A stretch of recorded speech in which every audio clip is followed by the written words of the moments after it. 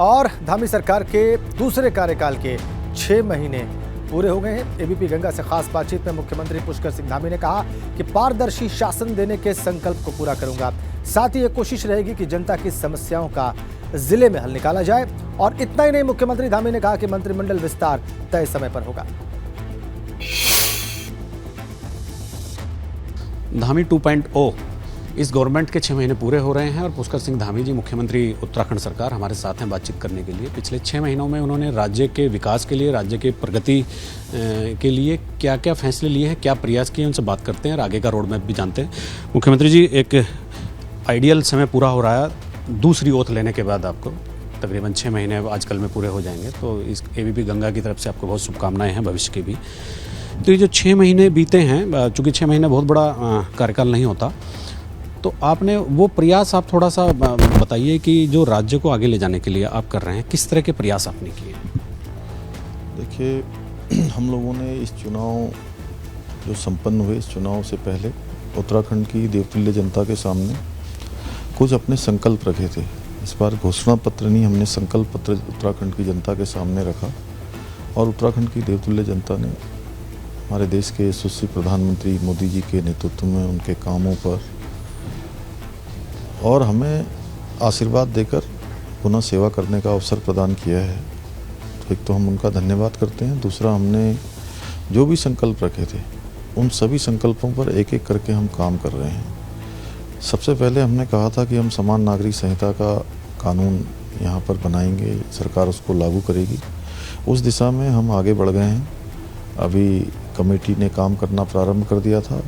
4 महीने का लगभग कालखंड उनका हो गया है और ड्राफ्ट बनाने की प्रक्रिया आगे चल रही है। और साथ ही साथ जो जनता के सुझाव हैं वह भी लिए जा रहे हैं, पोर्टल पर लिए जा रहे हैं और जल्दी ही सबके सुझाव आ जाएंगे। उन सुझावों पर स्टेक होल्डरों से बात होने के बाद कमेटी जो ड्राफ्ट बनाएगी हम उसको लागू करेंगे। एक पारदर्शी सरकार और एक शासन व्यवस्था देने के लिए आपने किस तरह के प्रयास किए और उसमें आप कितने सफल रहे? पारदर्शी शासन देना हमारी पहली प्राथमिकता है और उसको लेकर जहां हमने नई सरकार के गठन होते ही 1064 जो नंबर है उसको लॉन्च किया था। और इसके साथ साथ जो विजिलेंस हमारी संस्था है, उस विजिलेंस को और मजबूत करने के लिए उसके ढांचे के पुनर्गठन के भी आदेश किए हैं।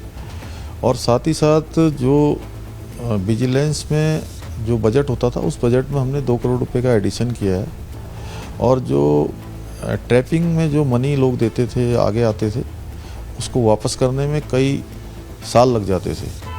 अब हमने व्यवस्था की है कि 15 दिन के अंदर उनकी जो पैसा है उनको वापस हो जाएगा।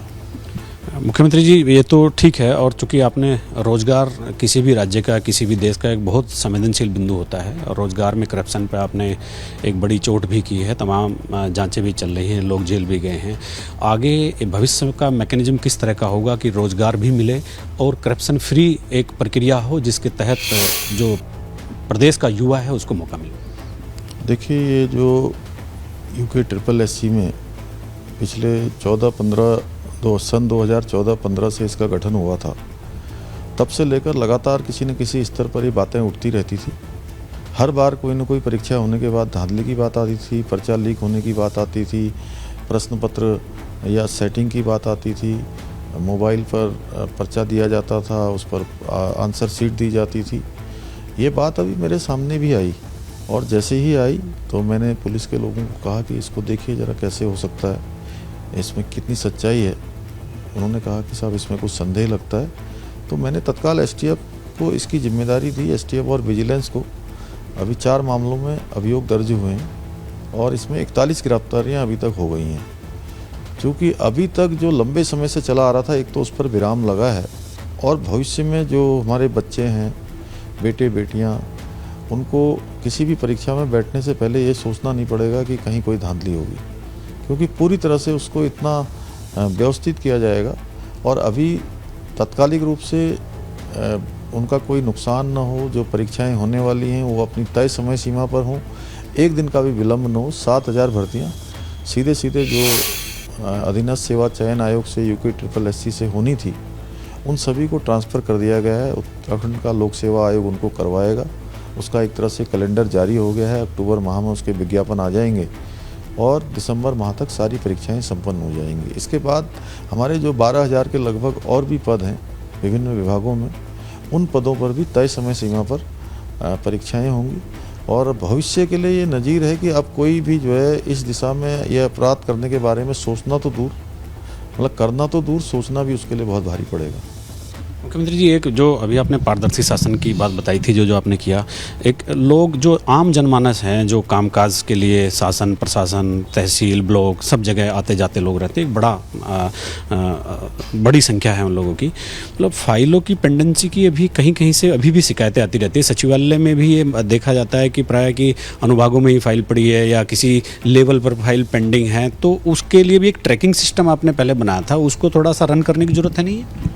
देखिए, निश्चित रूप से एक कार्य व्यवहार और एक कार्य संस्कृति यहाँ पर भी बने। जैसे देश के अंदर प्रधानमंत्री मोदी जी के प्रधानमंत्री बनने के बाद नया कल्चर आया है, यहाँ पर भी निश्चित रूप से चाहे जिलों में हो, चाहे नीचे के स्तर पर हो, चाहे सचिवालय के स्तर पर हो, जहाँ भी पेंडेंसी होगी उसकी जिम्मेदारी और उसका उत्तरदायित्व फिक्स किया जाएगा।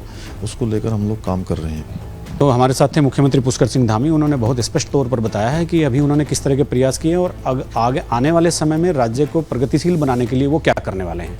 अपने सहयोगी कैमरामैन क्रिस्टोफर लॉरेंस के साथ मुख्यमंत्री कार्यालय से एबीपी गंगा के लिए अजीत सिंह राठी। 6 महीने पूरे हो जाना है धामी सरकार को, और इस मौके पर मुख्यमंत्री स्वयं बता रहे थे कि उनकी सरकार ने क्या प्राप्त किया है और क्या आगे प्राप्त करने की योजना है।